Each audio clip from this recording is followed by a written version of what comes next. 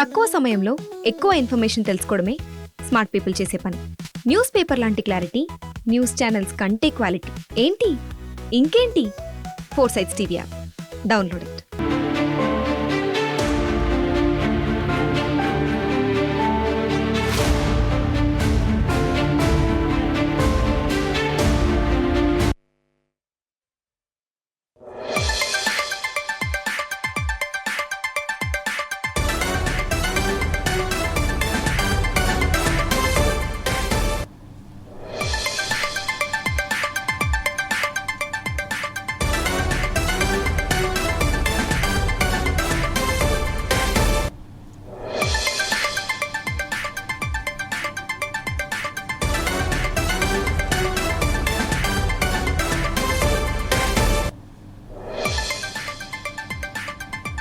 Good evening, welcome to 4 Sides. నేను మీ అవినాష్ జనగామ. సాదా బైనామాలు, డాక్యుమెంట్లు లేని భూములపై తెలంగాణలో పెద్ద చర్చే నడుస్తోంది. ప్రశ్నార్థకంగా మారిన భూ హక్కులపై రాద్ధాంతమూ ఉంది. రాష్ట్ర వ్యాప్తంగా సుమారు 9,24,000 వరకు దరఖాస్తులు పెండింగ్లో ఉన్నాయి.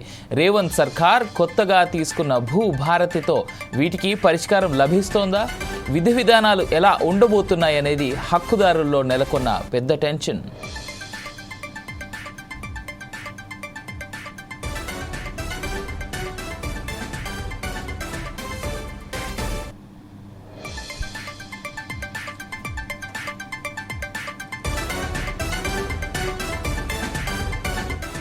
పెండింగ్లో ఉన్న లక్షలాది దరఖాస్తులకు మోక్షం లభించాలంటే పెద్ద కసరత్తే జరగాలి.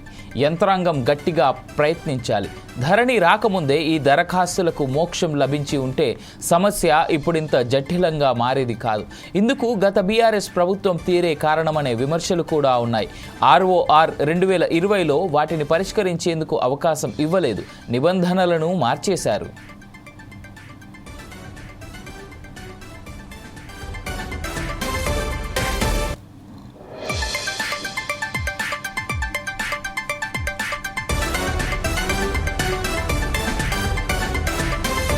ఉమ్మడి రాష్ట్రం నుంచి నేటిదాకా 15 సార్లు సాదా బైనామాలకు అవకాశం ఇచ్చినా లక్షల్లో దరఖాస్తులు పెండింగ్లో ఉండటం ఏమిటనేది ప్రశ్న.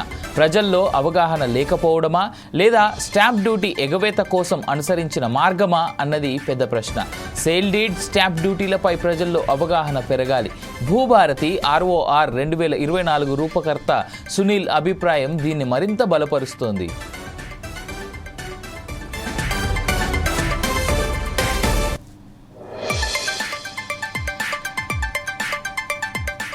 గతంలో కొనుగోళ్లు వ్యవహారాలన్నీ తెల్ల కాగితాలపై నడిచింది. రిజిస్టర్డ్ డాక్యుమెంట్లపై పెద్దగా శ్రద్ధ లేదు.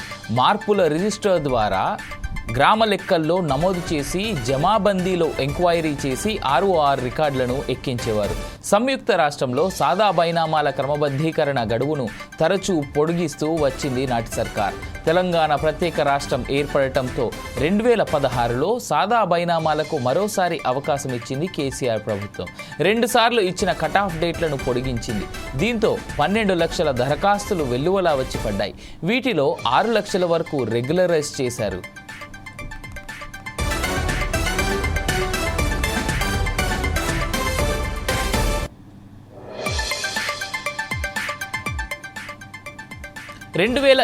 యాక్ట్ ధరణి పోర్టల్ అమల్లోకి వచ్చేటప్పటికీ ఎటువంటి నిబంధనలు పెట్టకుండా మరోసారి దరఖాస్తులు స్వీకరించడంతో పెండింగ్ దరఖాస్తుల సంఖ్య 9,24,000కు చేరాయి. గత 5 ఏళ్లుగా పెండింగ్లో ఉన్న ఈ దరఖాస్తుల కుటుంబాలు క్రమబద్ధీకరణ ఎప్పుడా అంటూ ఎదురు చూస్తున్నారు.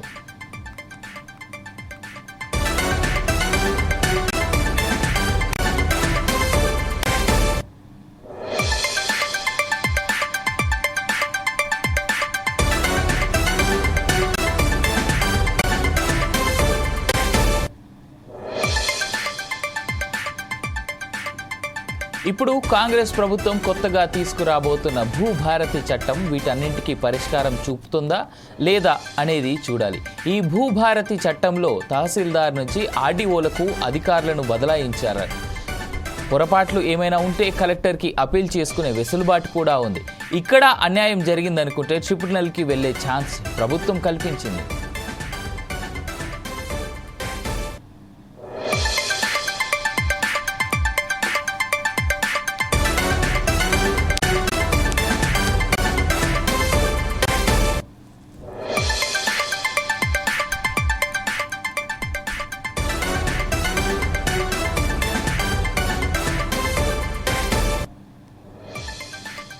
సాదా బైనామాలు, డాక్యుమెంట్లు లేని భూములపై తెలంగాణలో పెద్ద చర్చే నడుస్తోంది. ప్రశ్నార్థకంగా మారిన భూ హక్కులపై రాద్ధాంతము ఉంది.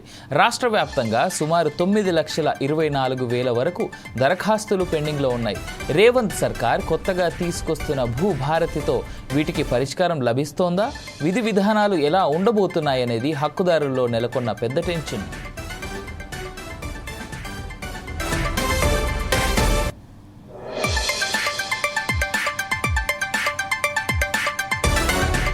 పెండింగ్లో ఉన్న లక్షలాది దరఖాస్తులు మోక్షం లభించాలంటే పెద్ద కసరత్తే జరగాలి. యంత్రాంగం గట్టిగా ప్రయత్నించాలి. ధరణి రాకముందే ఈ దరఖాస్తులకు మోక్షం లభించి ఉంటే సమస్య ఇప్పుడింత జటిలంగా మారేది కాదు. ఇందుకు గత బీఆర్ఎస్ ప్రభుత్వం తీరే కారణమనే విమర్శలు కూడా ఉన్నాయి.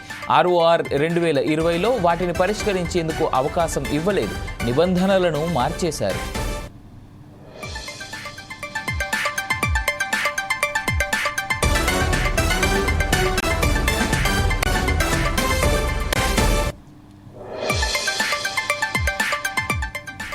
ఉమ్మడి రాష్ట్రం నుంచి నేటిదాకా 15 సార్లు సాదా బైనామాలకు అవకాశం ఇచ్చినా లక్షల్లో దరఖాస్తులు పెండింగ్లో ఉండటం ఏమిటనేది ప్రశ్న. ప్రజల్లో అవగాహన లేకపోవడమా, లేదా స్టాంప్ డ్యూటీ ఎగవేత కోసం అనుసరించిన మార్గమా అన్నది పెద్ద ప్రశ్న. సేల్ డీడ్, స్టాంప్ డ్యూటీలపై ప్రజల్లో అవగాహన పెరగాలి. భూభారతి ROR 2024 రూపకర్త సునీల్ అభిప్రాయం దీన్ని మరింత బలపరుస్తోంది.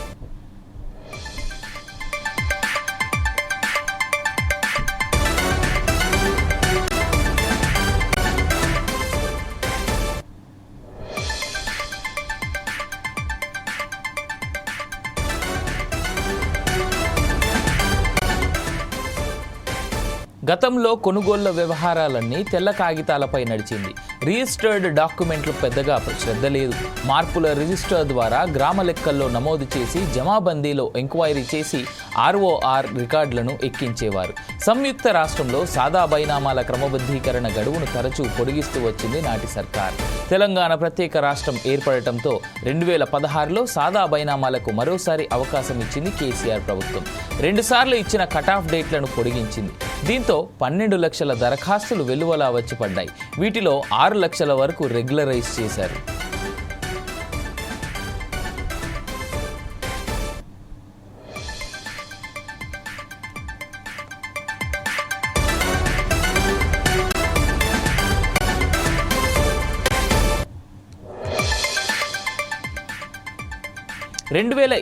యాక్ట్ ధరణి పోర్టల్లో అమల్లోకి వచ్చేటప్పటికీ ఎటువంటి నిబంధనలు పెట్టకుండా మరోసారి దరఖాస్తులు స్వీకరించడంతో పెండింగ్ దరఖాస్తుల సంఖ్య 9,24,000కు చేరింది. గత 5 ఏళ్లుగా పెండింగ్లో ఉన్న ఈ దరఖాస్తుల కుటుంబాలు క్రమబద్ధీకరణ ఎప్పుడా అంటూ ఎదురు చూస్తున్నాయి.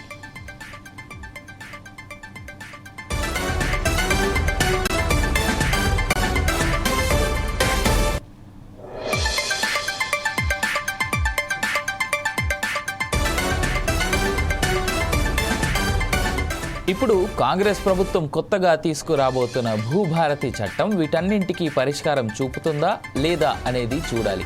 ఈ భూభారతి చట్టంలో తహసీల్దార్ నుంచి RDOలకు అధికారాలను బదలాయించారు. పొరపాట్లు ఏమైనా ఉంటే కలెక్టర్కి అపీల్ చేసుకునే వెసులుబాటు కూడా ఉంది. ఇక్కడ అన్యాయం జరిగిందనుకుంటే ట్రిబ్యునల్కి వెళ్లే ఛాన్స్ ప్రభుత్వం కల్పించింది.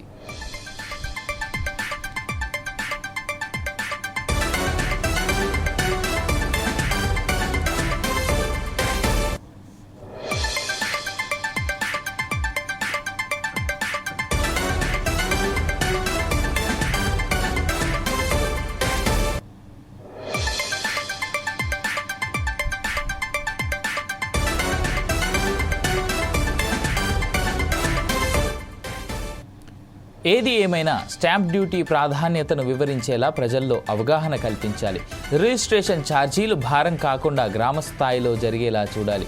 డీడ్ ఎలా చేసుకున్నా ఒక్కటే స్టాంప్ డ్యూటీ ఉండేలా నిర్ణయాలు ఉండాలి. అప్పుడే నిబంధనల మేరకు లావాదేవీలు జరుగుతాయి. For more updates, keep watching 4Sides TV.